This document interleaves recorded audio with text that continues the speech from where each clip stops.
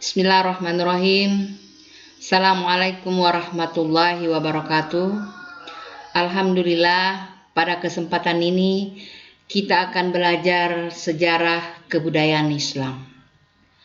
Mengawali pertemuan pertama, khususnya Ananda di kelas 7 yang merupakan santri baru di MTS Asadiyah Putra II, saya ucapkan selamat datang dan selamat bergabung di pondok pesantren kita ini. Semoga Ananda nantinya bisa bertahan sampai tamat dan bisa meraih prestasi yang gemilang nantinya. Amin, amin ya rabbal alamin. Selanjutnya, sebelum kita masuk ke materi tentang sejarah kebudayaan Islam, barangkali Ananda di sini di kelas 7 sudah ada yang pernah belajar sebelumnya dan mungkin juga ada yang belum pernah belajar. Oleh karena itu, pada kesempatan ini kita akan belajar bersama tentang sejarah kebudayaan Islam. Tapi sebelum kita masuk ke materi, kita kupas tentang apa sebetulnya itu sejarah kebudayaan Islam. Apa sih gambarannya? Sejarah kebudayaan Islam adalah sebuah peristiwa atau sebuah kejadian yang pernah terjadi di masa yang lalu yang dihasilkan atau merupakan hasil karya orang-orang Islam yang didasari dengan nilai-nilai Islam. Jadi ada peristiwa atau ada kejadian yang pernah terjadi pada masa Rasulullah Nabiullah Muhammad SAW bersama para sahabatnya, di mana dia memperjuangkan Islam, mengembangkan Islam, menyebarkan Islam di tengah-tengah orang-orang Arab pada waktu itu. Oke, kemudian kita masuk ke standar kompetensi.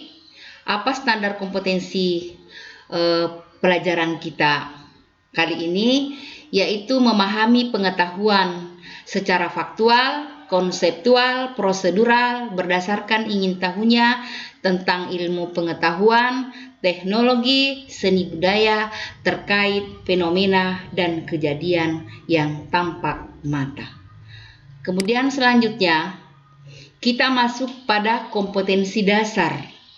Apa kompetensi dasarnya pelajaran kita kali ini? Yang pertama, yaitu meyakini misi dakwah Nabi Muhammad SAW sebagai rahmat dari Allah Subhanahu wa Ta'ala bagi alam semesta, pembawa kedamaian, kesejahteraan, dan kemajuan masyarakat. Kemudian selanjutnya, meneladani perjuangan Nabi dan para sahabatnya dalam menghadapi masyarakat Mekah sebelum Islam. Kemudian yang ketiga, memahami sejarah Nabi Muhammad SAW dalam membangun masyarakat melalui kegiatan ekonomi dan perdagangan. Kemudian kompetensi dasar yang terakhir, menceritakan sejarah Nabi Muhammad SAW dalam membangun masyarakat Mekah sebelum Islam melalui kegiatan ekonomi dan perdagangan. Selanjutnya, kita masuk ke tujuan pembelajaran. Apa tujuan pembelajaran yang akan kita capai setelah selesai proses pembelajaran nanti? Yang pertama, kita mampu menjelaskan bagaimana kondisi kepercayaannya orang-orang Arab atau masyarakat Mekah sebelum Islam. Kemudian yang kedua, kita mampu menjelaskan kondisi sosialnya masyarakat Mekah sebelum Islam. Kemudian yang ketiga, kita mampu menjelaskan kondisi ekonominya masyarakat Mekah sebelum Islam. Dan yang terakhir, kita mampu menjelaskan kondisi politiknya masyarakat Mekah sebelum Islam. Jadi inilah 4 tujuan yang akan kita capai pada pertemuan kita kali ini. Selanjutnya,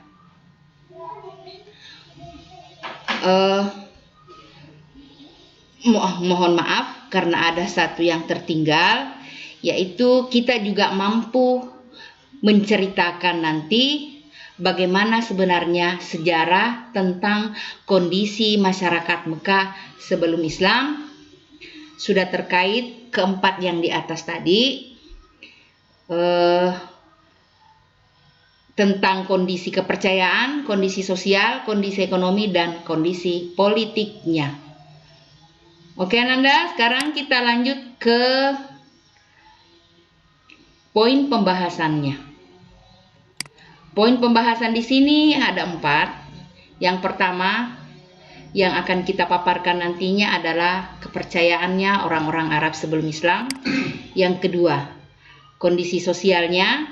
Dan yang ketiga, kondisi ekonominya. Dan yang keempat, kondisi politiknya orang-orang Arab sebelum datangnya Islam. Lanjut Ananda, kita lanjut lagi ke judul pembahasan kita hari ini, bab pertama tentang kearifan Nabi Muhammad SAW, wujudkan kedamaian. Jadi inilah judul pembahasan kita bab pertama. Kemudian kita masuk ke pemaparan pertama. Yang pertama, bagaimana kepercayaan orang-orang Arab sebelum Islam. Jadi sebelum datangnya Islam, orang-orang Mekah itu dikenal dengan sebutan penduduk jahiliyah. Jahiliyah artinya di sini adalah bodoh. Tapi mereka itu bukan bodoh dari segi intelektual, tapi mereka itu dipandang bodoh dari segi perilaku. Ya, dari aspek agama, sosial, ekonomi, dan politik. Dari aspek agama, mereka menyembah berhala. Berhala itu disembah berada di sekitar Ka'bah.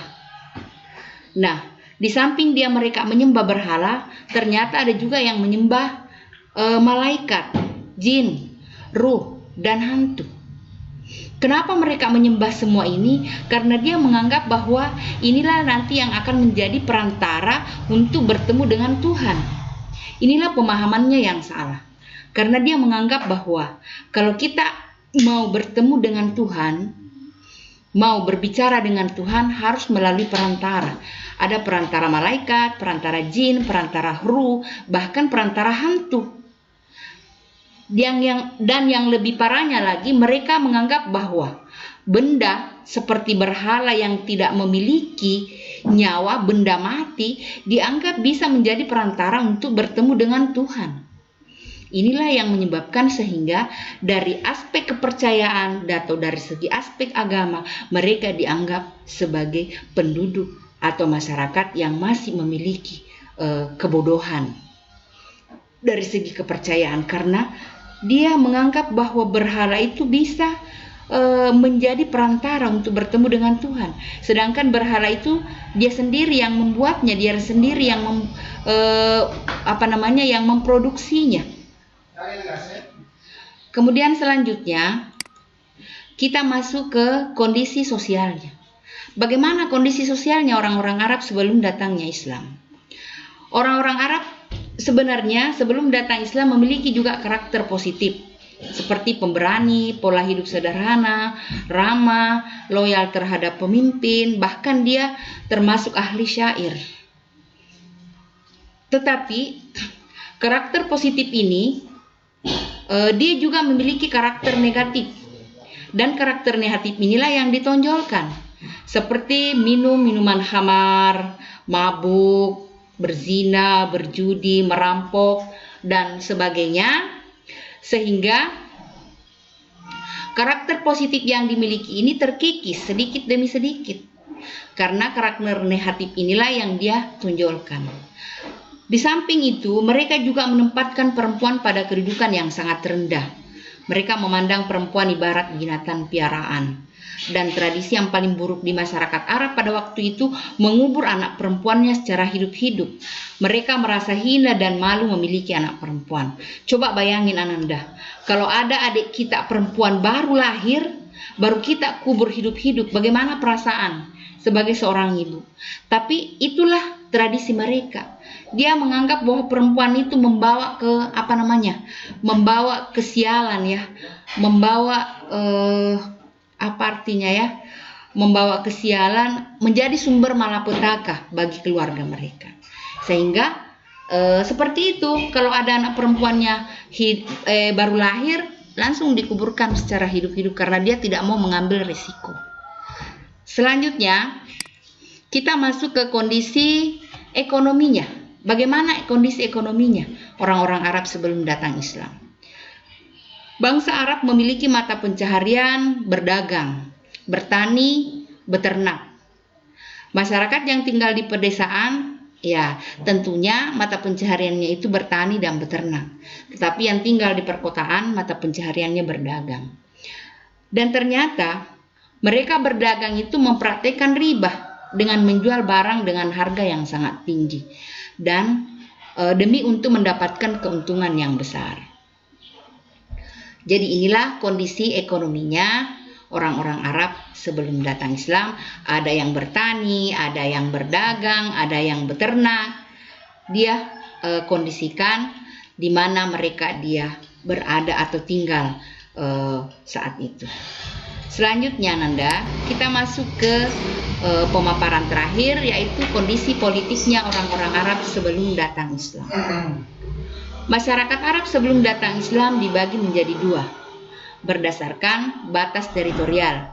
Ada masyarakat kota atau al-hadara dan ada masyarakat pedalaman. Kemudian politiknya orang-orang Arab sebelum datang Islam, ada 3 kekuatan politik besar yang mempengaruhinya, yaitu Kekaisaran Nasrani Bizantium, Kekaisaran Persia, dan dinasti Himyar. Kemudian kondisi politiknya orang-orang Arab ternyata dipengaruhi juga oleh 2 hal. Yang pertama ada interaksi dunia Arab, dan yang kedua ada persaingan antar agama. Masyarakat Arab pada saat itu terdiri dari beberapa suku, dan ternyata mereka memiliki rasa cinta yang berlebihan terhadap sukunya, sehingga tidak jarang terjadi peperangan antar suku, dan inilah yang menjadi kebiasaan buruk mereka. Orang-orang Arab sebelum datang Islam itu kebiasaannya berperang. Jadi kalau ada masalah langsung angkat senjata, tidak ada negosiasi, tidak ada istilahnya atur damai. Yang jelasnya kalau ada persoalan langsung angkat perang, langsung angkat senjata untuk berperang. Dan inilah kondisi politiknya orang-orang Arab sebelum datangnya Islam. Dan kita tahu bahwa Islam sebenarnya itu tidak menyukai yang namanya kekerasan, apalagi peperangan. Sebelum saya tutup pertemuan ini, saya akan memberikan tugas kepada Ananda, dan soalnya tidak banyak, hanya 4 nomor, dan ini semuanya sudah saya paparkan, tapi saya mau tahu apakah Ananda sudah paham atau bagaimana, karena kita akan lihat nanti hasilnya yang Ananda kirim nanti, apakah betul soal yang saya berikan ini sudah bisa dijawab dengan baik berdasarkan pemaparan saya tadi. Oke, semoga pertemuan kali ini ada manfaatnya dan bernilai ibadah dan mendapatkan berkah dari Allah Subhanahu wa Ta'ala, sehingga Ananda bisa lebih aktif belajar untuk mengikuti pembelajaran daring seperti ini. Dan ini nanti soalnya Ananda kirim, terserah mau kirim lewat WA pribadi saya atau mau kirim lewat grup kelas online yang Ananda pakai belajar.